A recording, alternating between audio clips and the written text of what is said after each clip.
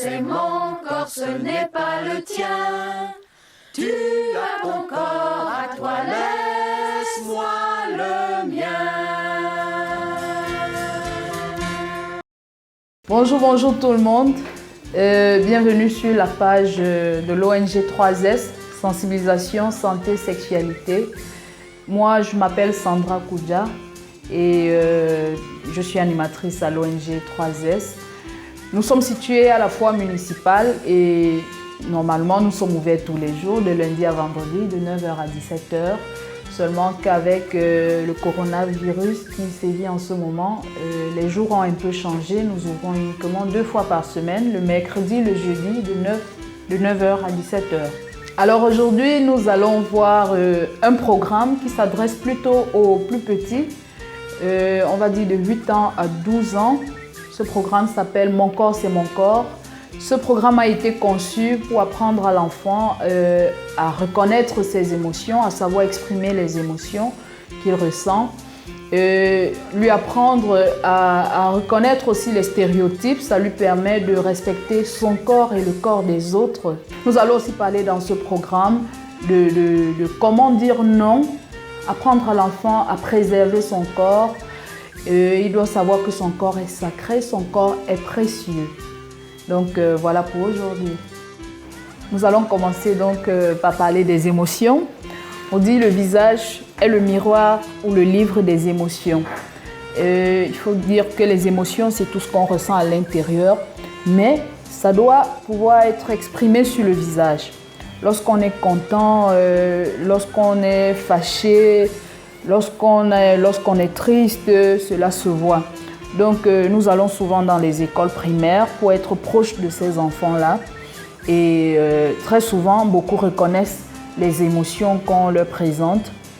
Et on leur parle de la colère. Il y en a qui nous disent quand est-ce qu'ils sont en colère, qu'est-ce qui les met en colère, qu'est-ce qu'ils font pour évincer leur colère. Donc quand nous travaillons là-dessus avec les enfants, ils nous disent ce qui les met en colère. Et vous, à la maison, chers parents, vous pouvez faire cet exercice avec vos enfants, leur demander quand est-ce qu'ils sont en colère. En fait, leur apprendre à reconnaître et à exprimer leurs émotions, c'est très important. Parce qu'il y a des enfants, je ne sais pas si c'est un problème de culture, mais ils ont toujours tendance à tout refermer, ils ont peur d'exprimer ce qu'ils ressentent. Et donc, après la colère, on leur présente une image qui montre un dessin où il a peur, où le monsieur a peur. Et ce qui est bien, c'est qu'ils parviennent à reconnaître cette émotion, ils connaissent ces émotions. Et il faut demander, parler avec l'enfant, c'est important, lui demander qu'est-ce qui lui fait peur, quand est-ce qu'il a peur. C'est important pour l'enfant de pouvoir dire à quel moment il a peur et qu'est-ce qu'il fait quand il a peur. Donc, après la peur, on voit avec l'émotion tristesse, la tristesse, et on demande, et ce sont des réponses qui fusent de partout. Qu'est-ce qui qu'est-ce qui te rend souvent triste? Il y en a qui vont dire c'est quand ils ont perdu un parent, c'est quand on leur a pas acheté le cadeau de Noël. Donc c'est vraiment important de discuter avec l'enfant pour savoir qu'est-ce qu'il ressent, pour lui permettre de s'exprimer et de dire ce qu'il ressent à l'intérieur de lui-même. Donc nous avons également la joie. Et très souvent, quand on fait ce programme avec les enfants, tous sont en joie. Et voilà, c'est important. On a des enfants qui vont dire ce qui me met en joie, c'est quand papa m'achète le cadeau de Noël, c'est quand maman m'apporte une poupée, etc. Donc, cette partie nous permet d'apprendre aussi à nos enfants à comprendre que tous les enfants, tout le monde, adultes, jeunes, garçons et filles, ressentent des émotions. C'est un phénomène naturel, c'est normal, ça fait partie de la vie. Et si on prête un peu attention, on peut les sentir à l'intérieur du corps.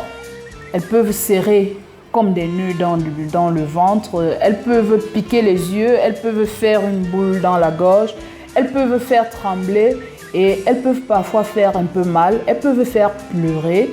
Voilà, et quand je dis pleurer, ça me fait bondir, n'est-ce pas, sur les stéréotypes, parce que dans notre société, il y a souvent des choses que l'on dit Ce sont des garçons qui doivent faire ci, les garçons n'ont pas le droit de faire ça.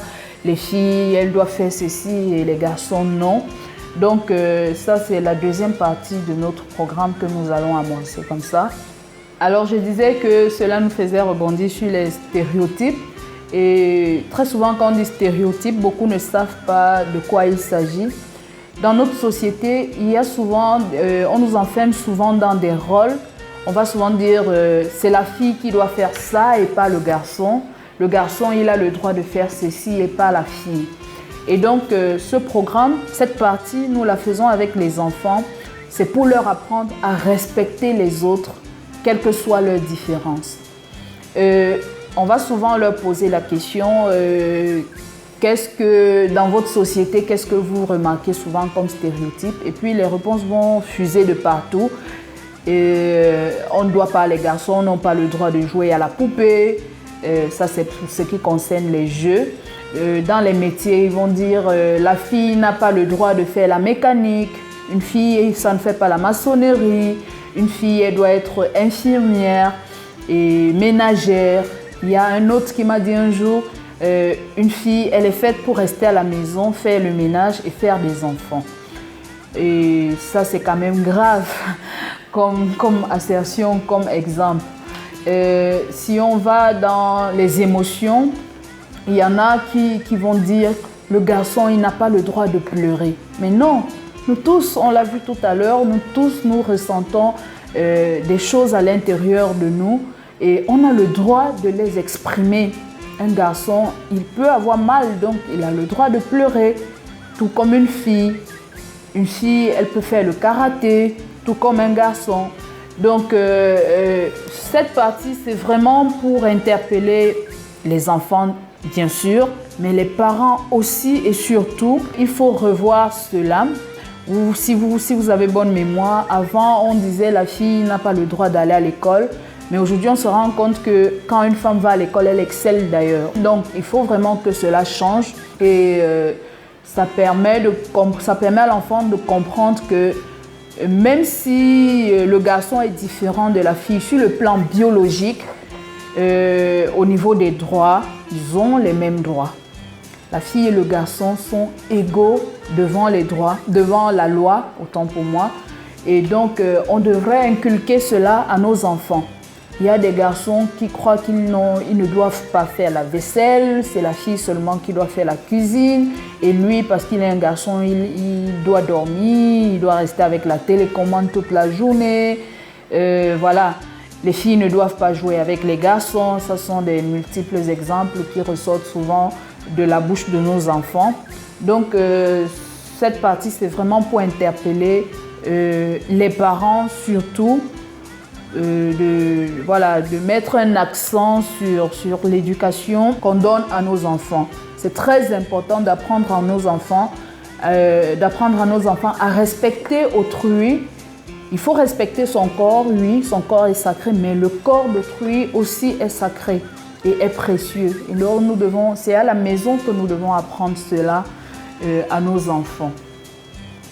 Donc, ce qu'on doit retenir sur cette partie, c'est que les filles et les garçons, même s'ils sont différents sur le plan biologique, ils ont les mêmes droits et voilà, ils doivent avoir les mêmes chances de réussir dans la vie ou de faire le métier qui leur plaît. Voilà pour aujourd'hui, nous avons parlé des émotions, nous avons parlé des stéréotypes.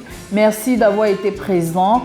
N'oubliez pas, nous aurons un prochain épisode où nous allons nous adresser aux enfants de la même tranche d'âge et cette fois-là, nous allons parler de la prévention des abus sexuels chez les enfants, bien sûr. La prévention des abus sexuels parce qu'on s'est rendu compte que ces enfants subissent beaucoup de choses dans les maisons, dans des milieux où ils se trouvent. Et donc, sachez que nous sommes l'ONG 3S. Merci pour votre attention. Chez nous, vous trouverez une belle équipe constituée des sages-femmes, des animateurs et animatrices sociales, une chargée d'accueil et voilà, des bénévoles. Tous ces gens sont là pour vous accueillir, vous informer, vous orienter, vous proposer des solutions afin que chaque enfant, chaque adolescent, chaque jeune atteigne l'âge adulte en ayant une sexualité saine, responsable et épanouie. À nous revoir à très bientôt avec le même plaisir et le même sourire.